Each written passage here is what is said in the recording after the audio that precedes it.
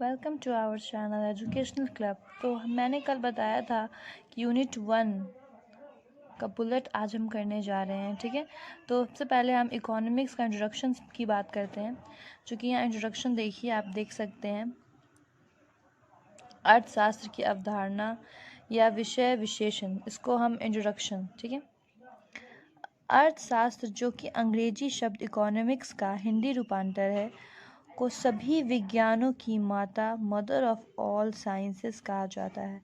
इसमें सामाजिक तथ्य तथा घटनाओं का तार्किक विश्लेषण प्रस्तुत किया जाता है। ये घटनाएं धन प्राप्त करने तथा धन का प्रयोग करने वाली मानवीय क्रियाओं से संबंधित होती है।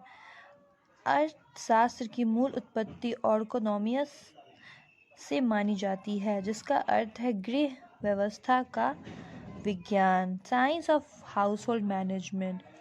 वणिकवाद, मर्चेंटलिज्म ने इस शास्त्र को आगे बढ़ाया। वह विचारधारा इस विचार पर आधारित थी कि एक राष्ट्र को आयात की अपेक्षा वस्तुओं का निर्यात अधिक करना चाहिए, जिससे व्यापार संतुलित पक्ष में रहे और जिनका भुगतान बहुमूल्य धातुओं में हो, ठीक है।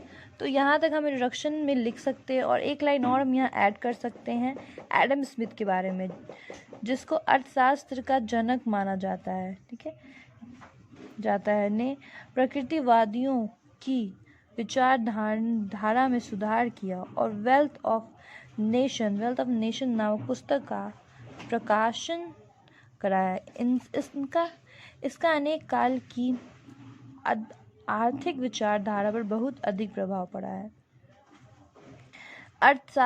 आधुनिक अर्थशास्त्र का जन्म उस समय हुआ था। ये सब चीज़ें लिखनी इतनी इम्पोर्टेंट नहीं है, ठीक है। फिर हम अब बात करते हैं नीचे, यहाँ मीनिंग की बात करते हैं, ठीक है। पहले हम स्टार्टिंग में इतना इंट्रोडक्शन देंगे, फिर एक मीनिंग लिखेंगे, ठीक है। मीनिंग में क्या है?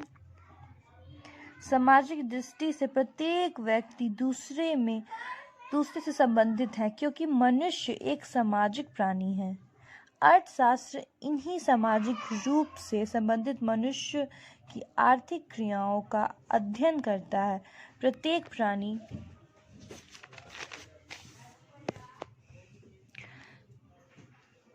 की कुछ न कुछ आवश्यकताएं होती है, चाहे वो मनुष्य हो, कीड़ा मकोड़ा हो या पशु पक्षी हो। सभी अपनी भूख को शांत करने के लिए प्रयास करते हैं। सभी को आहार की आवश्यकता होती है, परंतु इन सब में मनुष्य ने अधिक मानसिक प्रगति की है। मनुष्य अपनी भौतिक, शारीरिक, मानसिक, नैतिक और आध्यात्मिक आवश्यकताओं की पूर्ति विचारना और चिंतन द्वारा करता है। अब प्रश्न उठता है कि आर्थिक समस्या क्या है? मनुष्य के जीवन में समय समय पर विभिन्न प्रकार की समस्याएं आती हैं। इनमें कुछ आर्थिक होती है और कुछ अनार्थिक। आर्थिक समस्याओं की दो विशेषताएं हैं। सर्वप्रथम विशेषता यह है कि हम सब मनुष्य की कुछ न कुछ आवश्यकताएं होती है। All of us feels wants. में कुछ इंग्लिश भी दिया हुआ है। फिर दूसरी है विशेषता यह है कि जिन साधनों से हम अपनी आवश्यकताएं पूर्ण करते हैं वे सीमित हैं। The resources in men, material or time are limited or scarce. Please मेरे चैनल को लाइक और सब्सक्राइब करें ताकि आने वाली वीडियो आपको टाइम पे मिल जाए। अब आगे हम देखेंगे साधनों के सीमित होने के कारण मनुष्य अपनी आवश्यकताओं की पूर्ति के लिए भिन्न भिन्न कार्य करता है। इन भिन्न कार्यों के संबंधित में जो विभिन्न प्रकार की समस्याएं उत्पन्न होती हैं उन्हें आर्थिक समस्याएं कहते हैं।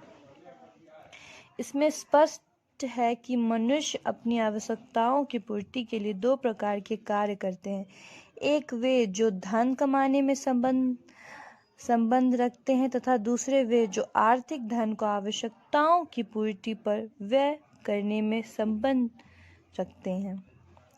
अर्थशास्त्र इन दोनों प्रकार की क्रियाओं का अध्ययन करता है। इस प्रकार हम कह सकते हैं कि अर्थशास्त्र उन कार्यों का अध्ययन है जिनके द्वारा आवश्यकताओं की पूर्ति करना संभव होता है। चलिए, तो ये रहा हमारा मीनिंग। ठीक है, मीनिंग में आप चाहे तो इसे शॉर्ट में भी लिख सकते हैं और लॉन्ग में भी लिख सकते हैं। अब नेक्स्ट हम आगे देखते हैं डेफिनेशन। हमारा डेफिनेशन ऑफ इकोनॉमिक्स, अर्थशास्त्र की परिभाषा जानते हैं हम। ठीक है, तो ये रहा अर्थशास्त्र की परिभाषा। अर्थशास्त्र की परिभाषा के संबंध में अर्थशास्त्रियों ने बड़ा मतभेद पाया जाता है। अतः प्रोफेसर किन्स को यहाँ तक कहना पड़ा कि राज्य व्यवस्था ने परिभाषाओं से अपना गला घोट लिया है।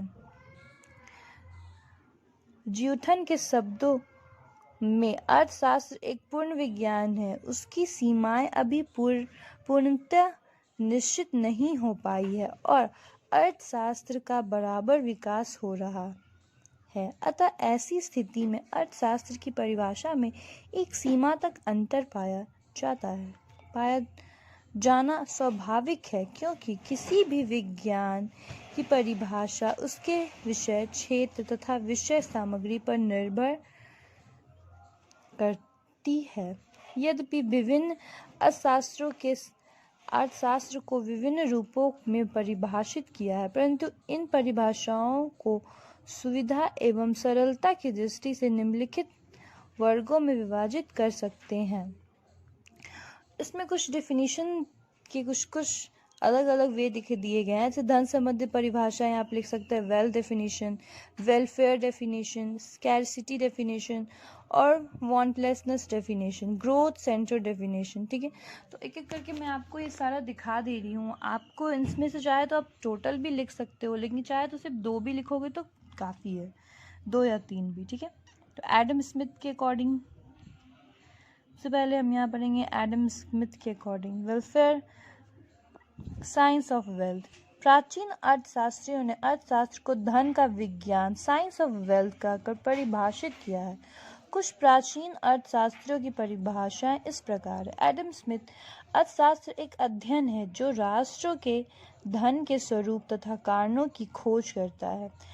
महर्षि शुक्र, मनुष्य को पवित्रता, संतोष और मुक्ति धन से ही प्राप्त होती है। जेबी से, अर्थशास्त्र वह विज्ञान है जो धन का अध्ययन करता है। तो आप ये 3 भी डेफिनेशन लिखेंगे तो भी सही रहेगा। और आगे भी मैं यहाँ पे दिखा दे रही हूँ, आप चाहो तो इसके नोट्स बना लो, जो भी आपको पसंद है, इसमें से जो भी सही लग रहा हो। चाणक्य के अनुसार है, जॉन स्टुअर्ट मिल के अनुसार, वॉकर के अनुसार, केयरलेस के अनुसार। ठीक है, अब यहाँ से स्टार्ट होता है वेलफेयर डिफिनेशन। तो ये लिखने की इतनी ज़रूरत नहीं है, वेलफेयर डिफिनेशन एंड ऑल। आप इतना भी लिखोगे तो काफ़ी है। ओके, तो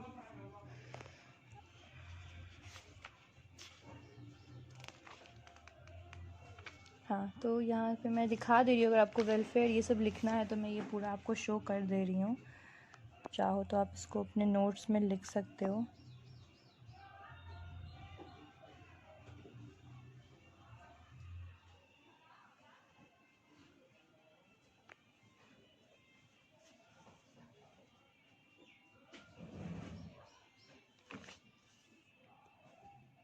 ग्रोथ सेंटर डेफिनेशन है ये। तो आज का वीडियो हमारा यहीं ख़त्म होता है। नेक्स्ट वीडियो में स्कोप और नेचर और इम्पोर्टेंस ये तीनों लेके आऊँगी। Okay, thank you for watching our channel.